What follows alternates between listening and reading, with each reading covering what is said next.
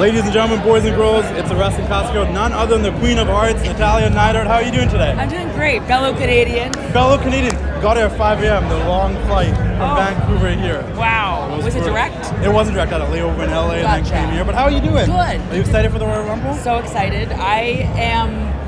Every single year, I feel like the Royal Rumble, we just keep topping ourselves. Yeah. Like last year, I feel like was the best we've ever had. So there's so much pressure this year to be the best. I'm hoping to be in the Women's Royal Rumble. It hasn't been announced. But I'm hoping that I'm in it. If I am in it, I will have the opportunity to compete in every single Women's Royal Rumble, and it's never lost on me. You're always breaking records, whether it's the most matches, the most pay-per-views, competing in every single Royal Rumble. I read the other day that if you do compete in this Rumble, you're in the top 10 of competing in the most Royal Rumbles. How does that make you feel? It's just, for me, I love what I do, and I love the women that I work with, and I'm really honored and blessed to be able to do what I love and to do it this long, and to be able to still just keep going. I feel like it's just about consistency. I think for me it's all about being consistent. I might not be the women's champion today, but it doesn't mean that I won't get there, and it's about being consistent. I admire that so much. I look at somebody like The Miz, and I'm like, The Miz is so consistent in what he does, and he's so reliable, but he's also durable. Yeah. So knock on wood. Yeah. Knock on something that I'm very grateful that I've been so durable and able to do this as long as I have. I've said it many times on my page, and I told you so many times, I feel like you're like the glue of the women's locker room. You're someone that's been there for so long, and every time new crop of women come up, it's like they always have great things to say about you. It's always Natty's the best. Aww. So I want to ask you a few questions about the locker room. Just some fun ones. Who is probably the best dressed, you'd say? I think the best dressed in the locker room is Maxine Dupree. Okay. She has the cutest little outfits, and she's so sweet. I love her. Who it comes into the locker room and everyone just kind of is excited and lights it up? Ooh, the one that comes to the locker room and lights up the locker room, I would say when she's around, it's Carmella. She is everybody loves her.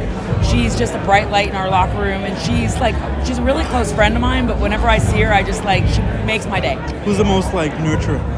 Nurturing? As crazy as this sounds, Becky Lynch is very nurturing. Okay. Is it after she became a mother? Did that just kind of happen? I feel like I have a lot of really good talks with Becky about life. Becky is a great listener. Yeah. She's a great listener, and she's always really supportive, and she I could text Becky at any time of the day, and she'll get right back to me and just be there for me, and I appreciate that. This one might not be as popular, but who's the messiest? The messiest? Shayna. Yeah. Shayna, you're the messiest. I'm only saying that because Shayna did an interview and she was asked who was the messiest, and Shayna said me. So Shayna, I'm calling you out. You're messy. Another question I really want to ask you is, I've seen it a lot. My friend Dan Marston and his friends came down there.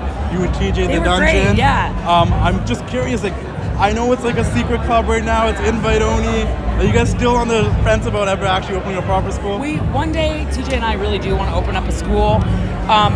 We rent out this very small warehouse. Yeah. We spend about I know it's crazy to say this, we spend about $40,000 a year just renting this little warehouse. Yeah. So we I heard it's hot. It's hot. There's no. I mean, it's only big enough to store the ring, but for $40,000 a year, we rent out this warehouse. We don't have air conditioning. We do have running water. We want it to feel like a real dungeon. We want it to be as close to what my grandfather did in Calgary, where it's not fancy and it's not really supposed to be fancy, and I don't really want it fancy. I want it to be about heart.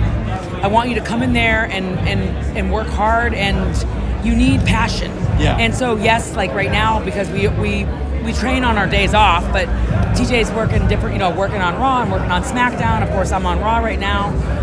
We both have busy lives, but the dungeon is our love letter to pro wrestling. It's our way of giving back to the industry, and it's funny because people have been asking me, you have people from every promotion working for you guys. I think that's super cool. Or not working for us, but wrestling with us. To me, TJ and I have so many friends that work in every promotion that to say to them, no, you can't train with us because you work over there. It's I'm going to work with my friends. I think a lot of people don't realize it doesn't matter for you guys where you work. A lot of you guys are friends. Yes. Yeah, and I think about it's so cool to see my friend Moose. Yeah. He just won the TNA championship, and he's amazing, and he's a Dungeon original.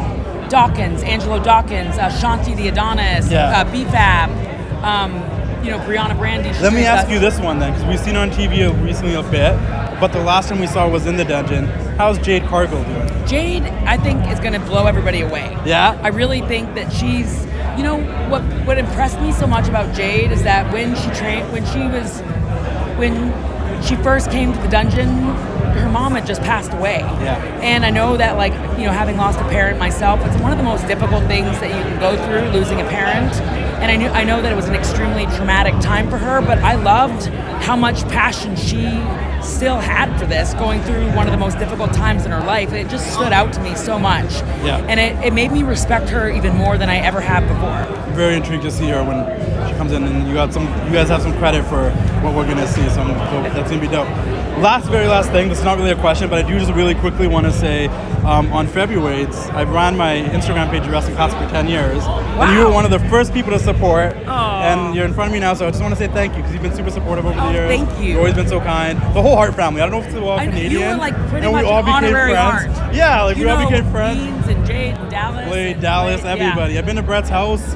I feel like I had to take down a ring from Dungeon Wrestling and put it away with them. Well, it's cool because we love people that love this. And Yeah. I know that you have always loved and supported the industry, and it's just like I said, it's just about passion, it's about respect, and thank you for giving our industry that. Well, thank you for being so supportive. It's been a crazy 10 years, but when people ask me who are some of the people that have been super supportive since the beginning, you're on the top of the list. Oh, thank you so you were much. one of the first people that followed back in 2015. And of course, my sister Jenny follows you. She's like, his page is awesome. It's amazing. I appreciate it. It's a little bit of everything. It's had to change over the years, but I really do appreciate it. Yes, thank you. It was a so much, pleasure. Justin. It was so nice talking to you. I know. I appreciate it. And welcome to your first press junket. Yeah, this is great. It's warm, but it's great. It's a big honor. Thank you. It's a big honor to have you.